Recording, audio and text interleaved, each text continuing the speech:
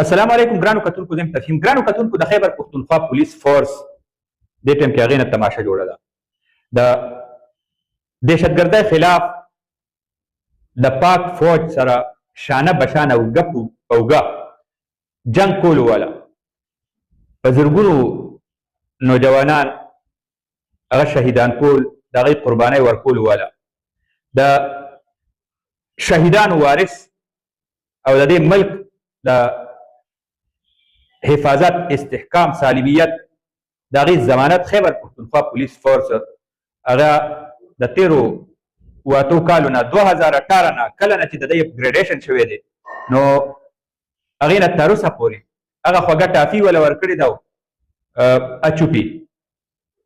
مطلب دا دی هغه اپګریډیشن په نتیجه کې چې کم دی ته پیسې میلاوېدلو، فایده ورکولو، عملا هغه نه ده شوي. د 5 نه 7 نه 9 نه 11 دا سکیلونه د دې اپګریډیشن شوی دی او د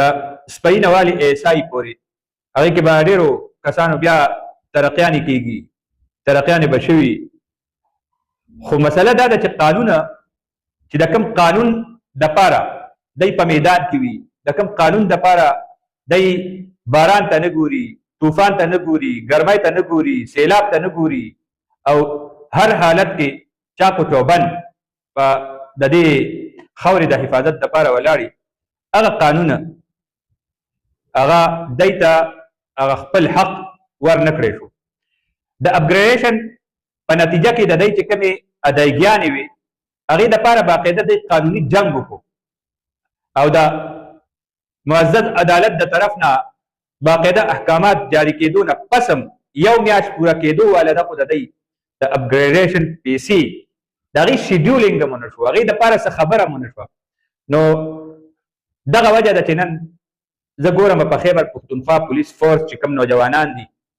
او افسران دي، اهل کار دي، صوبایي حکومت حوالې سره د دې صوبایي حکومت نه ګیلمن دي او هغه بددلي لفظ چې ورله استعمالېدی شي دا یو موجوده ده او یو خاموش احتجاج چې دا احتجاج د سروټ کې را روان وخت کې دا څه ټایم هم دې نه شعله جوړېدی شي. نو زه ګڼم د خیبر پښتونخوا حکومت چې یو طرف ته اربونه کربونه روپۍ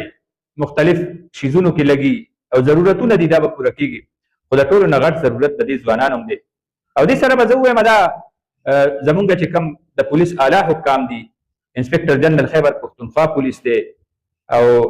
د پولیس اسټابلیشمنټ چې کوم اعلی افسران دي، دی په دې کې ډېر غټ کردار ادا کولی شي. حکومت سره په دې باندې خبرې اترې کولی شي. وزارت خزانه څه شی دی نه پیسې نه ورکوي، حکومت په دې کې بنیادي طور باندې هغه نه غواړي، صادقه نه دی. دغه وجه ده چې د 7 کالو نه دی له دوکه ورکړې شوې ده او خزانه کې پیسې نشته، وسایلو نه مالامال صوبه، غرونه مو د کولې نه ډک، کاڼې مو خرڅېږي، خاورې مو خرڅېږي، شګې مو خرڅېږي او ښه خوشحاله صوبه ده او ما سره د پولیس فورس کوم چې موږ له قانون د عملي جامه اچوي هغې دپاره ما سره پیسې نشته او یا په داسې حالاتو کې چې قانوني احکامات دي هغه قانون چې نه پوره کېږي نو زما دا پولیس فورس، زما دا ځوانان د دې ګیله په ځای ده او زه بیا وایم چې ما ته ښکاري ده د تېرو څه وخت نه او خاص کر چې عدالت حکم کړی دی او دې ته عملي جامه نشي اچولی کېدی نو زه د پولیس چې کوم فورس دی، انتظامي ډانچه ده او اهل کار دي، د دې په دی کې هغه خاموش احتجاج و هغه د خاموش احتجاج هغه سروټ کې چې کوم رڼا کوي بلیږي نو دا څه ټایم هم برک والی شي او که دې د احتجاج برک والو نو په صوبه کې ستا دا نظام هغه ګډوډ شي او ډسپلن قانون دې نه به هم یو تماشه جوړه شي. نو خیبر پښتونخوا حکومت ته پکار دا دي چې د پولیس فورس چې کوم د دې صوبه کې د دهشتګردۍ خلاف برپور طریقې سره جنګ کړی دی، پاک آرمي سره اوږه په اوږه د پوره پاکستان کې د یوې صوبې پولیس هم داسې جنګ نه دی کړی چې څنګه زما د دې صوبې پولیس د دهشتګردۍ خلاف فرنټ لاین کردار ادا کړی دی او 20 کاله دا جنګ کې اوسه پورې هغه قربانیانې ورکوي. نو دې کې زمونږ پوره چې مقتدر قوتونه دي ایله هم پکې کوشش پکار دی او د دې دا مسله حل کونه پکار دی. ګنې راتلونکي وخت ما ته داسې ښکاري چې کله دا طبقه